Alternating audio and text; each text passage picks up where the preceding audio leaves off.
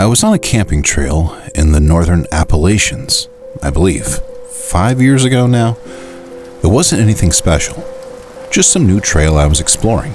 I'd done many trails in this mountain range before, and was confident in camping and hiking them. Based on my research beforehand, I planned to be on the trail for 3 days, camping for 2 nights. The first portion was a decently beaten path, but the further I got, the less apparent the path became. I continued until a few things caught my attention, and I started to wonder if I was even on the right path anymore. I checked my map and compass, as well as some directional notes I made on my phone when I was researching. After looking into it, I was 90% sure I was on a different path. However, the map showed no alternative paths on the route, so I was really unsure where I was. I turned around and followed the path back to try to get on the right trail again, but it was starting to get dark, and I was worried that I'd venture off and get further lost. So, I set up camp where I was. I didn't go through the effort of doing a full setup. I just put down my tent, and that was about it. I bundled up in my sleeping bag and fell fast asleep. A few hours into the night, I woke up. To the best of my knowledge, it was for no other reason than having to use the bathroom. But when I unzipped the tent and went out to the trees, I noticed a glow in the distance, an unmistakable flickering glow of a campfire. My first thought was maybe someone had coincidentally followed the wrong path as well. But as I thought it over, I realized the chances of that were extremely low. It was also around 2 a.m., so having a fire going in the middle of the night like this was very unusual. I knew I wouldn't be able to sleep knowing someone was nearby, and I wouldn't feel safe unless I knew that they were just fellow campers. My big idea was to start a fire of my own, hopefully showing them that I was nearby, if they didn't already know. If they were planning something, it would show them that I was awake and aware. I built up a flame big enough for them to see, but only a minute or two later, they put their fire out. My face went numb. There was no way this was a coincidence too. I waited the night out, checking frequently for any sign of whoever was out there, but there was nothing else. In the morning, I rolled up my tent and got my gear ready, but my curiosity got the best of me. If they were just campers, maybe they'd know the way back too.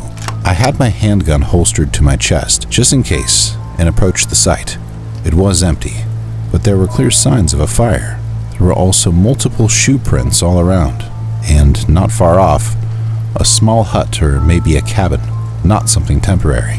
I approached with caution and looked inside the open door. The place was old and musty smelling, but inside there was tons of camping gear.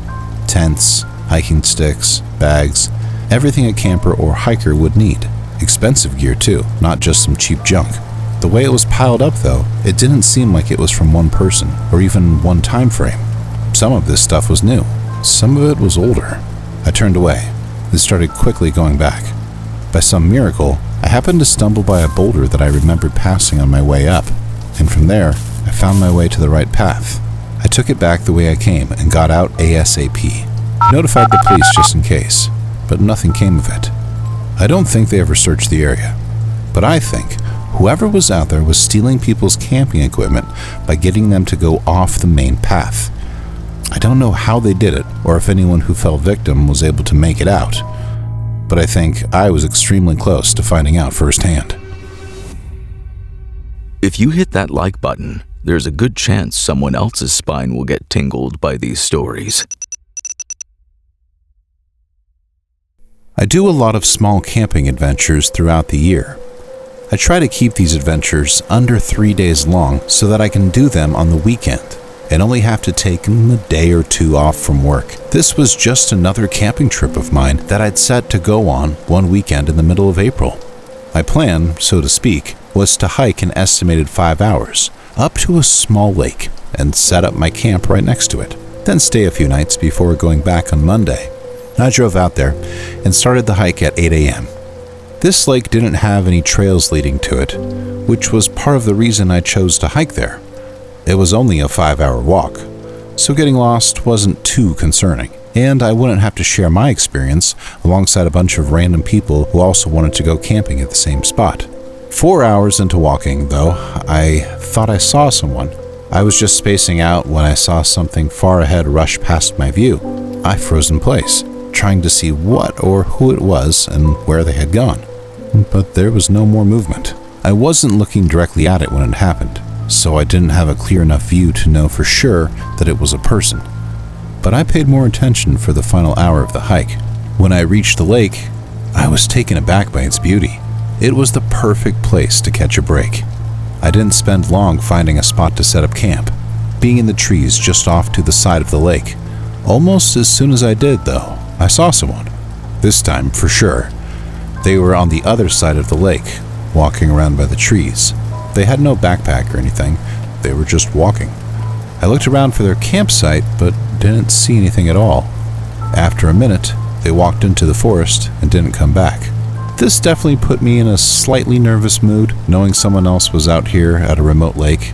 It made me wonder if I really did see a person before while I was walking. I chose to spend the rest of the evening at my campsite, and come nightfall, I started up a fire. I kept it small to not draw too much attention. It had been almost 4 hours since I'd seen the person, but I was still nervous. I heated up some food and ate, and took a book out to pass the time. I got through a few pages, but I couldn't ignore this feeling like I was being watched. I knew it had to be my brain being paranoid because of earlier, but after a few minutes, I couldn't even get myself to read anymore. I put the book down and packed my stuff into the tent, preparing to go to bed. Right before I put out the fire, I did one last look around. About 15 yards away, there was someone standing. Although it was really dark, I knew they were watching me. They stood still, not moving or anything, and we both just stared at each other through the dark forest. We must have been like that for a whole minute when the person started backing up. They still faced me, but walked back into the trees until they were submerged in the darkness. I was physically shaking at this point. What were they doing? And were they going to come back? I built the campfire larger and stayed up through the entire night. At the break of dawn, I packed up everything and moved quickly, making my way back. There wasn't a bone in my body that wanted to stay a second longer. During my hike back, I swear I heard footsteps far behind me on multiple occasions. Even now, thinking back on it, I can feel my body tense from the fear I experienced on that trip. I don't know what the person wanted, who they were, or what they were doing out there, but based on how they were stalking me, it couldn't have been good. If I had stayed there another night or had gone to bed in the tent, I'm almost positive I wouldn't be here today.